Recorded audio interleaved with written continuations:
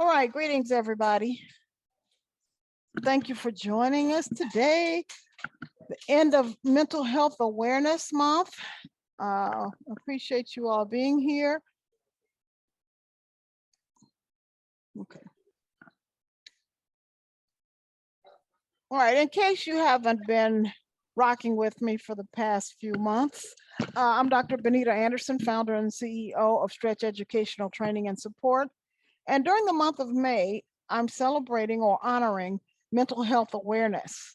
And today, I'm connecting mental health awareness with physical fitness as well as mindfulness.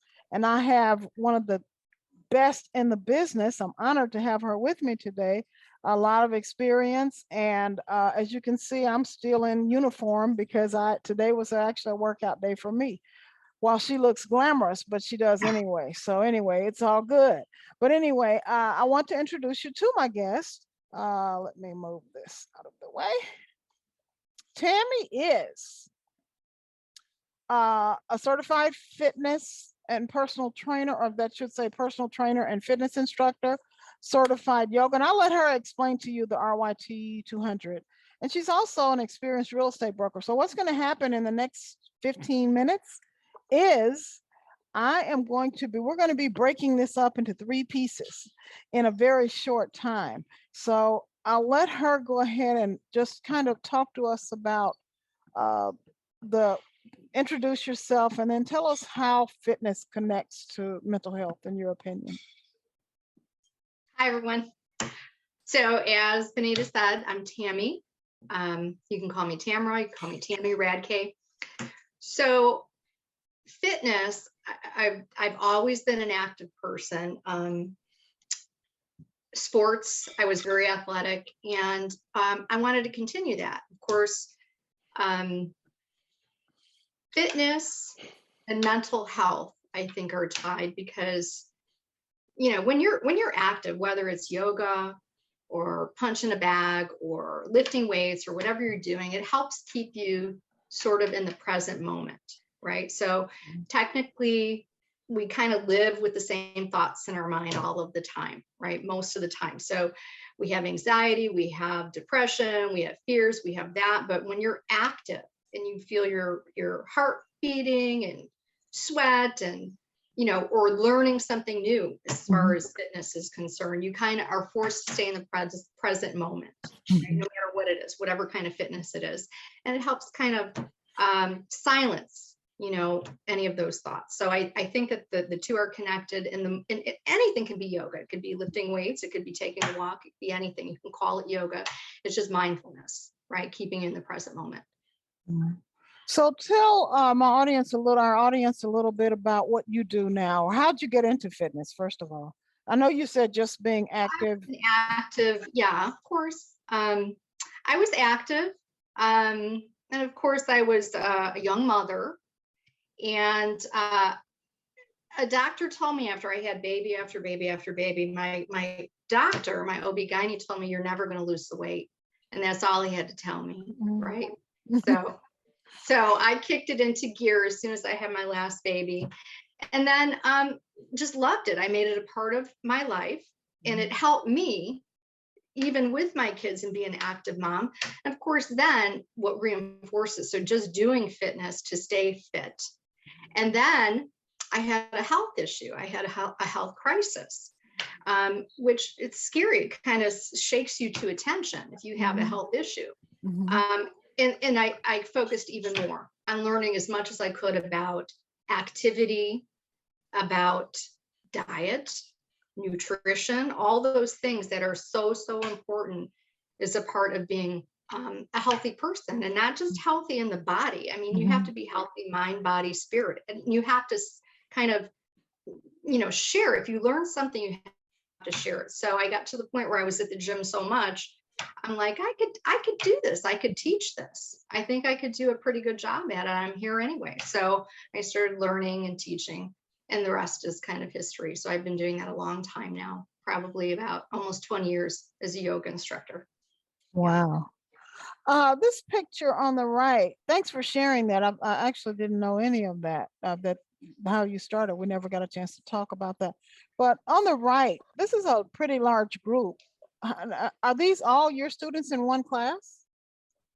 Well, this was one of the, I've taught at a lot of different gyms. This was at a boutique gym called Excuse Free Fitness in Homewood. And unfortunately, Caprice, who's sitting down in the front there, she was the owner, and she went through a lot of medical issues, right? So she had major accidents and brain trauma, and she's come back. She's written books, and she's gotten herself well several times now.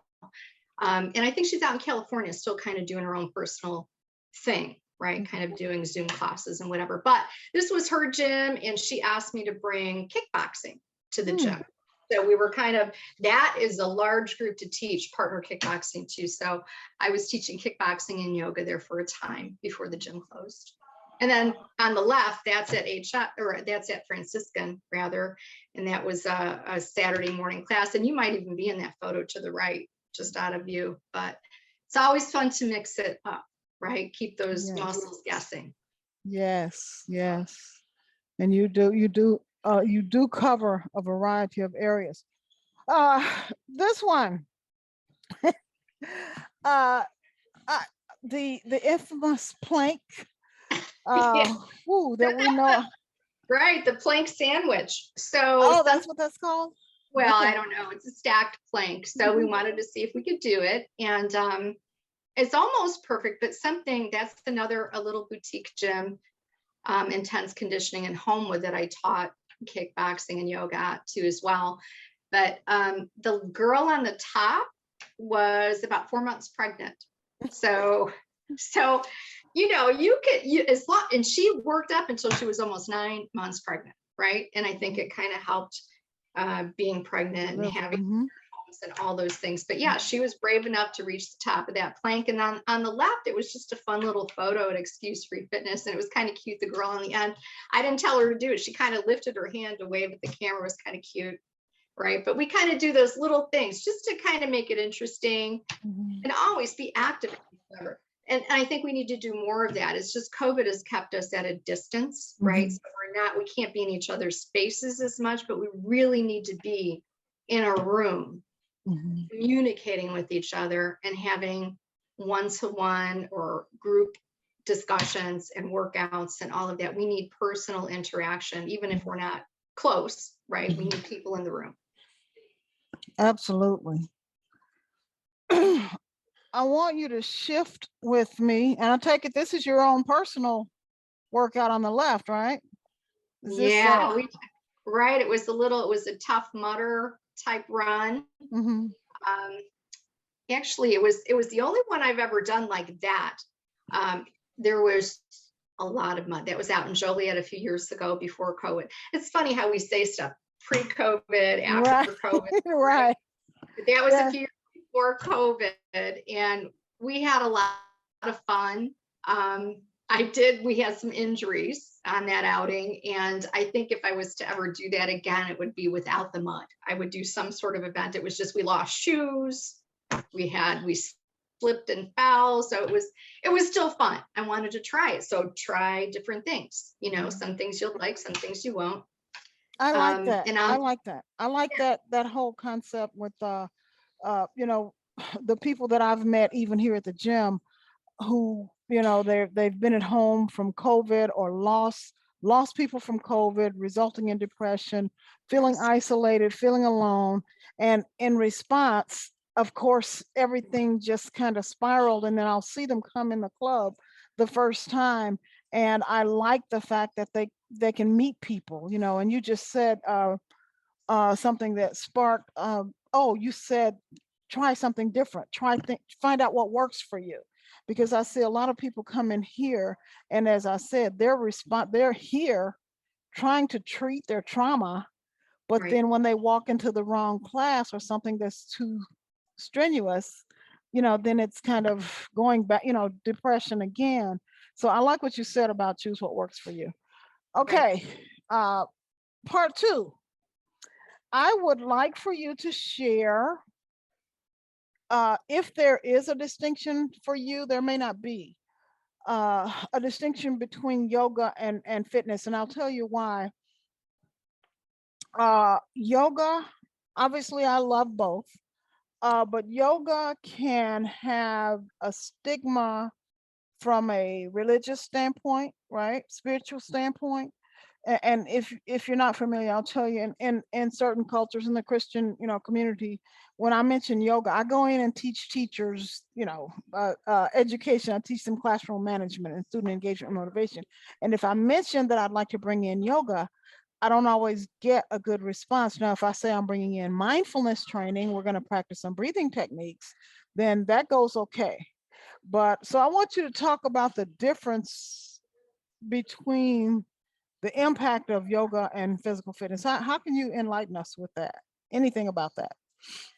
Well, the physical aspect of yoga, I mean, there are so many forms of yoga, right? So it all depends on what, and so what you mentioned as far as going into bringing things into a church, I've taught at many churches. I've even been given strict guidelines on what I can say and what I can't say, and what they'll allow and they won't allow. So I've had them even say, I said, well, I can't say God or these things. So like they don't even want me saying, higher power. They don't even want me saying that. So I've had that. And I got to tell you, I've never looked at yoga as a religion, and it isn't, right? So, and it depends on the instructor. It depends on if they are using a lot of the, so there's books associated with it. So the Bhagavad Gita and the bigger books, that portions of the Hindus follow that. But at the end of the day, it's just moving. It's moving and breathing and being mindful of your body and how you feel in your body. That's it. So that's how I look at yoga. I don't look at it as a religion. I don't teach it as a religion. Maybe some do, right? But that's not my thing. And maybe somebody wants that. I know some churches will bring it in and they talk about, Jesus and Bible quotes, and you can do that too. If it's not your thing, it's not your thing. But fitness kind of gets you to the same place as far as you're moving, you're breathing, you're aware of your body. But sometimes to push a little harder to get that heart rate up a little bit and get into an aerobic state with any sort of physical fitness, you have to be, in yoga, it's a whisper quiet, or the way that you talk. And in physical fitness, whether you're lifting weights or jumping around, it's more forceful. So you have to enact that fight or flight mechanism in people. And I have to push a little bit to your edge. And it's the same thing with yoga. You just talked a little quieter, I think, to kind of get you through the poses, and to always back off. Both you're listening to your body, right? And just following that. So I'm your instructor, your body's your teacher. Thanks for sharing. The community aspect, one of the drawbacks, I guess, or one of the things that I've experienced in talking with people through COVID, in our homes, our students' homes, from schools, is the isolation, the feeling of isolation. So I grabbed this picture from you because it just, look at the smiles on everybody. So I was just wanting you to comment on the value of community with these group classes that you do. Well, so this photo was actually a photo of my level, I think 3 certification. So it was like 3 days. So it was 3 days of yoga. It's like a lot of yoga to do. And the lady on the right, the blonde, is the owner and the instructor for very, very great yogi, right, to be taught by her. So that was part of one of my trainings. And any class, as far as yoga or fitness, we need that physical interaction. We need to be in front of people, right? We need each other. We crave, that's why we have communities, right? We crave to be near each other. And I know COVID kind of forced us away from each other, right? We didn't want it necessarily, but But I think we don't even realize that we've been forced away from each other so much that when we do, we're fearful. When we're in front of each other, we're a little fearful. And we kind of forgot how to interact, right? So it's kind of a Yes. relearning process on how to communicate. And I think even younger kids, just in general, because they do everything virtually, have trouble communicating in person to one another, right? So I think we need more of that. We have to engage it, and we need to promote whatever it is. Get together. Let's get together and paint a picture or do whatever. Get together. Talk about these book clubs or anything, but fitness especially, because that's kind of getting that body healthy. I appreciate your everything that you shared today about how we can help, through this crisis and actually beyond. Mental health. I mean, you hear about more issues now because we've experienced so many crazy things in the past, actually since 2020. But actually, it was always there. And what seems to be happening, is more of an awareness now, because so many people were struggling in silence before this. So now it's okay, and there seems to be more people in therapy, and it's okay. It's acceptable. It's great to fix yourself, as my daughter put it. Fix yourself. Go get fit. Get yourself fixed. I love that phrase, because whether it be therapy or physical fitness or whatever it is, I like the fact that she said, go get yourself fixed. So, but anyway, for my audience, I'm going to shift into the last and final. I mean, not the last and final, obviously, but the part of Tammy that I was not familiar with. So I just made this phrase up. Every woman needs a backup plan. Obviously, this is not her backup plan. This is her other career. So she's multi-talented. And I want her to tell us a little bit about your real estate career.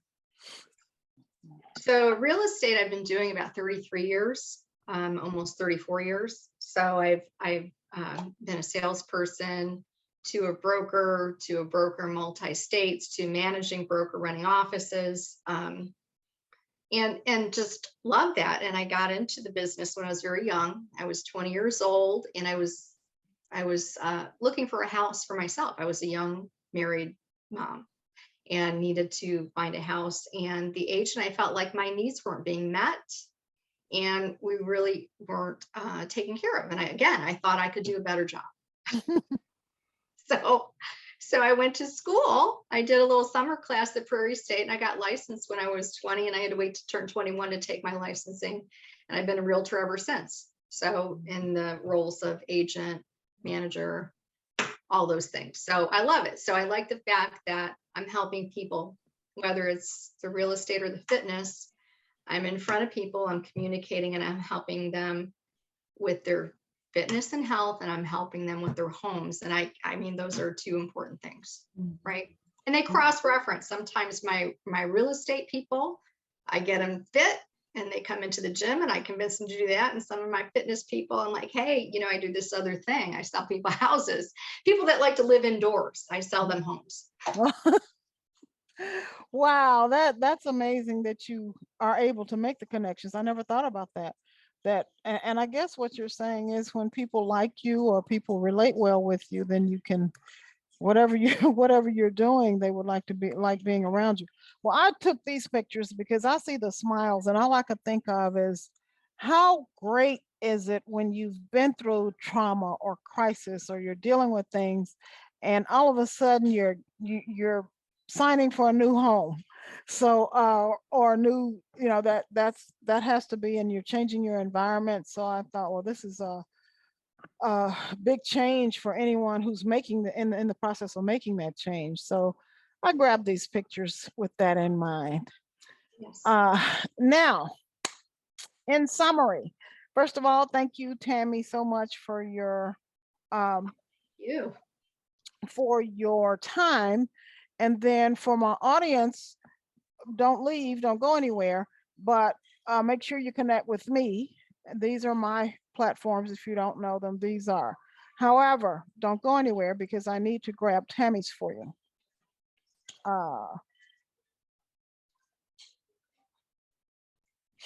Let me stop this share.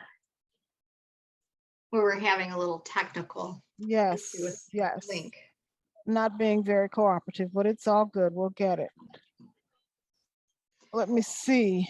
Is it at the top of this one? I'm sorry, you don't see that. My bad.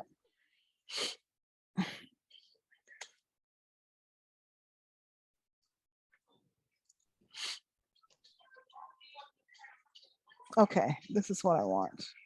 Let me share this one.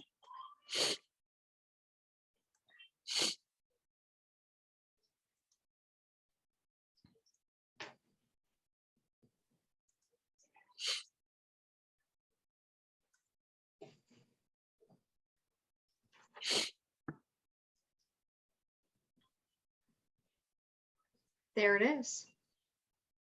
Yeah, I wasn't really trying to keep both of them up here, but okay. For the sake of time, to my audience, please copy down Tammy, get Tammy's information, screenshot, do what you have to do. There's an office, there's a cell, there's her email, there's even her resume information there that she didn't brag about. Look at that. Apparently she has had quite the success in this field. Tammy, would you like to share anything else? What about, you're on Facebook, right? I am. So feel free to contact me. My cell phone, which is the 825-5585 number, is basically my office, right? So I use my cell phone for everything and anything. Email address, I have a couple, but that AOL is, I can be contacted by that number too as well. So I sell homes, first-time buyers, experienced buyers, investors, Illinois and Indiana. And then I do fitness as well. So if you're at one of the bigger gyms out in the south suburbs, I might be teaching there, as well as I do private groups. I do private yogas. I do small groups. I have kickbox equipment that I can bring in. And I've done that too as well at accounting offices in different places. So if whatever you're looking for as far as that is concerned, I can come in, teach you a little bit of that, or I can sell you your home. All right. Right. Thank you, Benita. Thank you so much. Good information, just like I expected. I appreciate you so much. Thank you. I will be editing and popping this out to share with everyone. I really appreciate your time and make it a great what's today? Tuesday? Tuesday. Yes. All right. See you guys. Peace. See you. I'll see you in the morning. See you. Take care. Bye-bye.